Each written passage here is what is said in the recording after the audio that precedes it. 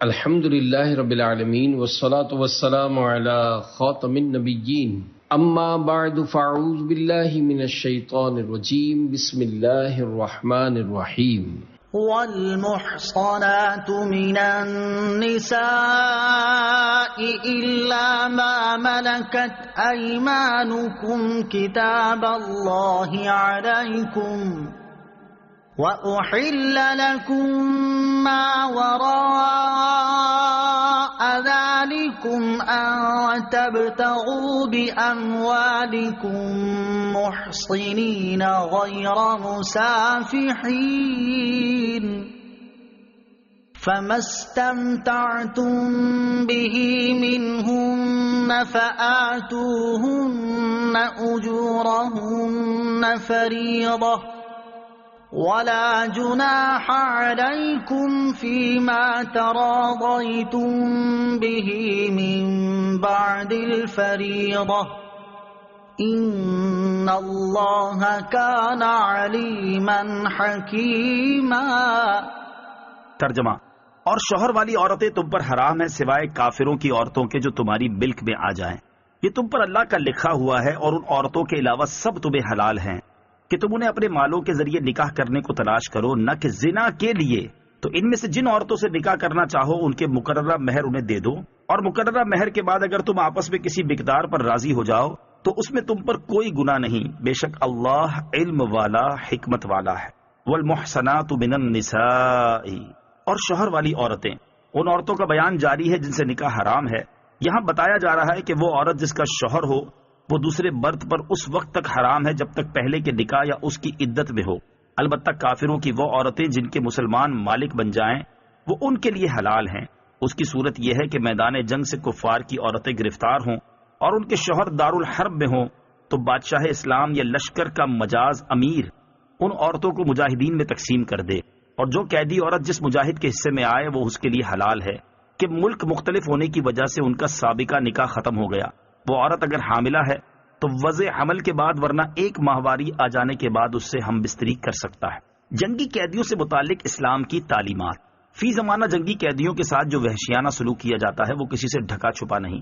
ان پر جو ظلم و ستم ڈھائے جاتے ہیں ان کا تصور تک لرزا دینے والا ہوتا ہے۔ اسلام نے جنگی قیدیوں کے مسئلے میں ایسا بہترین حل پیش کیا کہ جس کی مثال کہیں نہیں ملتی۔ وہ یہ کہ جنگ میں قید ہونے والے مردوں کو غلام بنا لیا جائے اور عورتوں کو لونڈیاں، پھر انہیں بھوکا پیاسا رکھنے، طرح طرح کی اذیتیں دینے یا دن رات ان سے جبری مزدوری لینے کی بجائے ان کے ساتھ اس نے سلوک کی ہدایت کی، بلکہ فدیہ لیے بغیر یا فدیہ لے کر ہی صحیح انہیں چھوڑ دینے کی ترغیب بھی دی۔ آزاد کرنے پر ثواب کی بے شمار بشارتیں سنائیں۔ جنگی قیدیوں کو لونڈی غلام بنانا لازمی قرار نہیں دیا بلکہ مکافات عمل کے طور پر صرف اجازت دی، کیونکہ اس دور میں جنگی قیدیوں کو لونڈی غلام بنانے کا رواج تھا جس کو اوپر بیان کردہ طریقوں کے مطابق تدریجاً ختم کیا گیا۔ وَأُحِلَّ لَكُم مَّا وَرَاءَ ذَلِكُمْ، ان کے علاوہ سب تمہارے لیے حلال ہیں، یعنی جن عورتوں سے نکاح حرام ہے ان کے علاوہ تمام عورتوں سے نکاح حلال ہے۔ لیکن یہ یاد رہے کہ مزید کچھ عورتیں ایسی ہیں کہ جن کا ذکر مذکورہ بالا آیات میں اگرچہ نہیں مگر ان سے نکاح حرام ہے، جیسے 4 عورتوں کے نکاح میں ہوتے ہوئے 5ویں سے نکاح، مشرکہ عورت سے نکاح، 3 طلاقیں دینے کے بعد حلالہ سے پہلے اسی عورت سے دوبارہ نکاح، اسی طرح پھوپھی، بھتیجی، خالہ، بھانجی کو ایک شخص کے نکاح میں جمع کرنا، یوں ہی طلاق یا وفات کی عدت میں نکاح کرنا حرام ہے۔ البتہ ان سے ہمیشہ کے لیے نکاح حرام نہیں، نکاح میں جو رکاوٹ ہے وہ ختم ہونے کے بعد ان سے نکاح ہو سکتا ہے۔ ان تبتغوا باموالکم، تم اپنے مالوں کے ذریعے تلاش کرو۔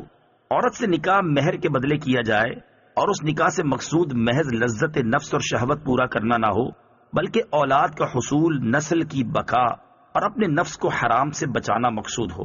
یہاں زانی کو تنبیہ کی جا رہی ہے کیونکہ اس کے پیش نظر یہ باتیں نہیں ہوتی بلکہ اس کا مقصود صرف نفسانی خواہش کی تکمیل ہوتا ہے، اور یوں وہ اپنے نطفے اور مال کو ضائع کر کے دین و دنیا کے خسارے میں گرفتار ہو جاتا ہے۔ مہر کے چند ضروری مسائل۔ اس آیت میں مہر کا ذکر ہوا، اس مناسبت سے یہاں مہر سے متعلق چند ضروری مسائل ذکر کیے جاتے ہیں۔ نمبر 1، مہر کی کم از کم مقدار 10 درہم ہے۔ چاندی میں اس کا وزن 2 تولے 7.5 ماشے ہے۔ اس کی جو قیمت بنتی ہو وہ مہر کی کم از کم مقدار ہے، زیادہ کی کوئی حد نہیں، باہمی رضامندی سے جتنا چاہے مقرر کیا جا سکتا ہے، لیکن یہ خیال رکھیں کہ مہر اتنا مقرر کریں جتنا دے سکتے ہو۔ نمبر 2، مہر کا مال ہونا ضروری ہے، اور جو چیز مال نہیں وہ مہر نہیں بن سکتی۔ مثلا مہر یہ ٹھہرا کہ شوہر عورت کو قرآن مجید یا علم دین پڑھا دے گا تو اس صورت میں مہر مثل واجب ہوگا۔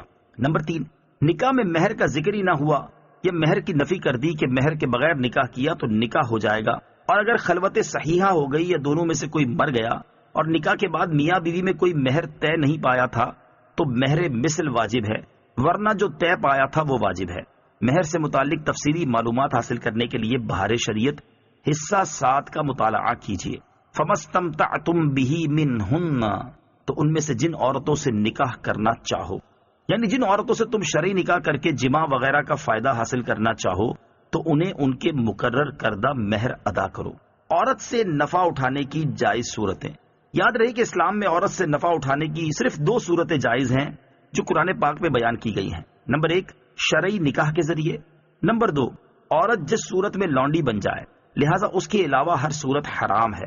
شروع اسلام میں کچھ وقت کے لیے نکاح سے کچھ ملتا جلتا معاہدہ کر کے فائدہ اٹھانے کی اجازت تھی، لیکن بعد میں تاجدار رسالت صلی اللہ تعالیٰ علیہ وسلم نے اسے قیامت تک کے لیے حرام فرما دیا، جیسا کہ حضرت سہورہ جوہنی رضی اللہ تعالیٰ عنہ سے روایت ہے۔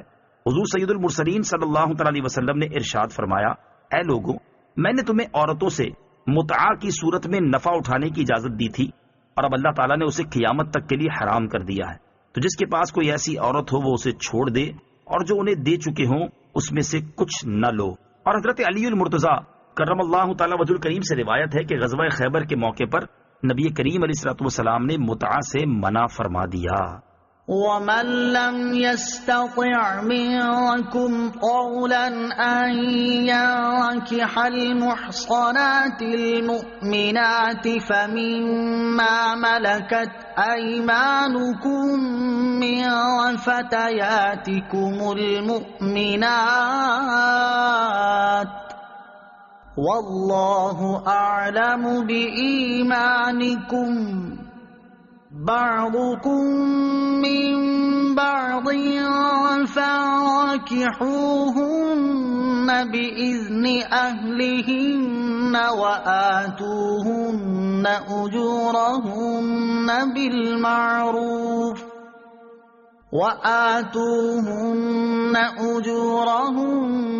بِالْمَعْرُوفِ مُحْصَنَاتٍ غَيْرَ مُسَافِحَاتٍ وَلَا مُتَّخِذَاتِ أَخْدَانٍ،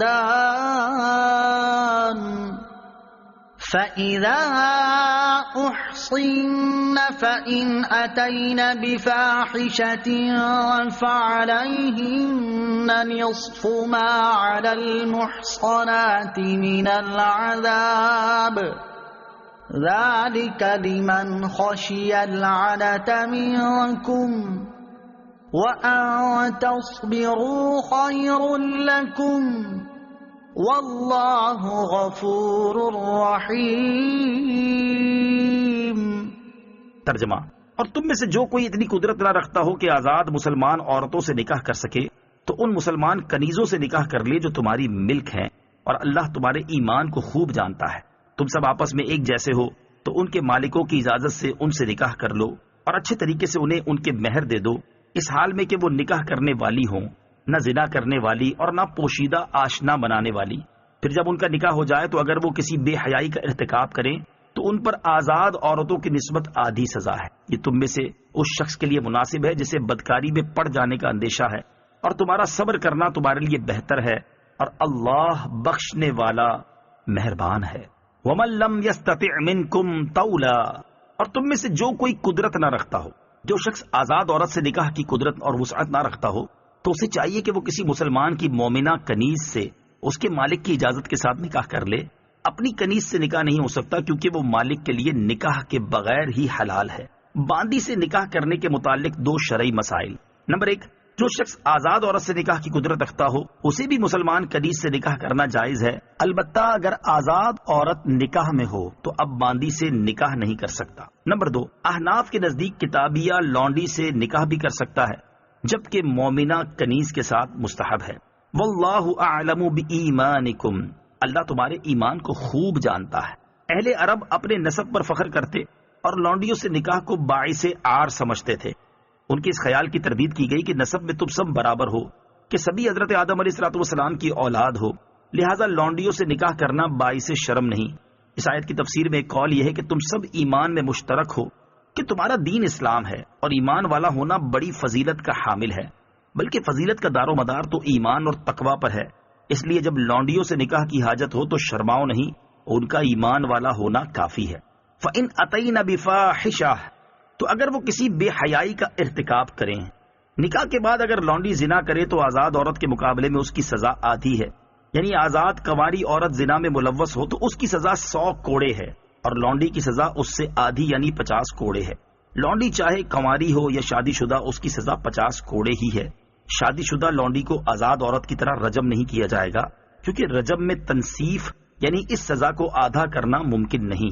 ذَلِكَ لِمَنْ خَشِيَ الْعَنَتَ مِنْكُمْ، یہ اس شخص کے لیے مناسب ہے جسے زنا کا اندیشہ ہے، یعنی آزاد عورت کی بجائے باندی سے نکاح کرنا اس شخص کے لیے مناسب ہے جسے غلبہ شہوت کی وجہ سے زنا میں پڑ جانے کا ڈر ہو، اور اگر وہ اس خوف کے باوجود صبر کرے اور پرہیزگار رہے تو یہ بہتر ہے۔ اور جہاں تک ممکن ہو لونڈی سے نکاح نہ کرے، کیونکہ کنیز سے نکاح کرنے کی صورت میں جو اولاد ہوگی وہ اس کے مالک کی غلام بنے گی، اور لونڈی اپنے مالک کی اجازت کے بغیر شوہر کی خدمت کے لیے بھی نہ آ سکے گی۔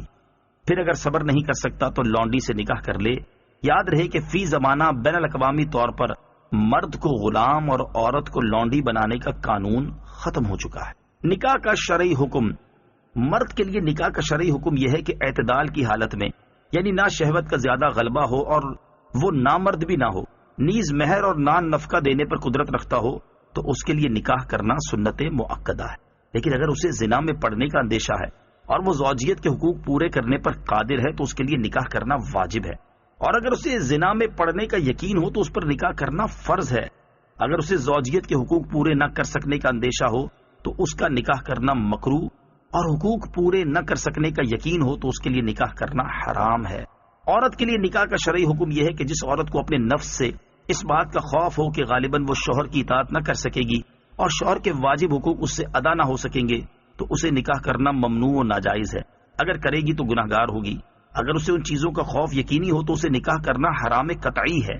جس عورت کو اپنے نفس سے ایسا خوف نہ ہو، اسے اگر نکاح کی شدید حاجت ہے کہ نکاح کے بغیر معاذ اللہ گناہ میں مبتلا ہو جانے کا ظن غالب ہے، تو ایسی عورت کو نکاح کرنا واجب ہے۔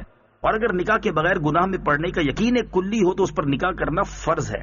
اگر حاجت کی حالت اعتدال پر ہو، یعنی نہ نکاح سے بالکل بے پرواہی ہو، نہ اس شدت کا شوق ہو کہ نکاح کے بغیر گناہ میں پڑنے کا ظن غالب ہو، تو ایسی حالت میں اس کے لیے نکاح کرنا سنت ہے، جبکہ وہ اپنے آپ پر اس بات کا کافی اطمینان رکھتی ہو کہ اس سے شوہر کی اطاعت ترک نہ ہوگی اور وہ شوہر کے حقوق اصلاً ضائع نہ کرے گی۔ يريد الله ليبين لكم ويهديكم سنن الذين من قبلكم ويتوب عليكم والله عليم حكيم۔ ترجمہ: اللہ چاہتا ہے کہ اپنے احکام تمہارے لیے بیان کر دے اور تمہیں تم سے پہلے لوگوں کے طریقے بتا دے اور تم پر اپنی رحمت سے رجوع فرمائے، اور اللہ علم و حکمت والا ہے۔ وَيَهْدِيَكُمْ سُنَنَ الَّذِينَ مِن قَبْلِكُمْ، اور تمہیں تم سے پہلے لوگوں کے طریقے بتا دے۔ اس سے مراد یہ ہے کہ ما قبل آیات میں تمہارے لیے جو عورتیں حرام یا حلال ہیں بیان ہوئی، یہی عورتیں پچھلی شریعتوں میں بھی اسی طرح حرام و حلال تھیں۔ بعض مفسرین کے نزدیک اس سے مراد یہ ہے کہ تمہارے لیے جس کام میں بہتری ہے اللہ تعالیٰ وہ بیان کر دے، جیسا کہ پہلے لوگوں سے بیان کیا تھا۔ اس آیت سے معلوم ہوا کہ گزشتہ انبیاء علیہ الصلوۃ والسلام کے جو شرعی احکام قرآن یا حدیث میں تردید کے بغیر منقول ہوئے، وہ ہمارے لیے بھی لائق عمل ہیں، اور جو ممانعت کے ساتھ نقل ہوئے ان پر ہمیں عمل جائز نہیں۔ صدق اللہ العظیم۔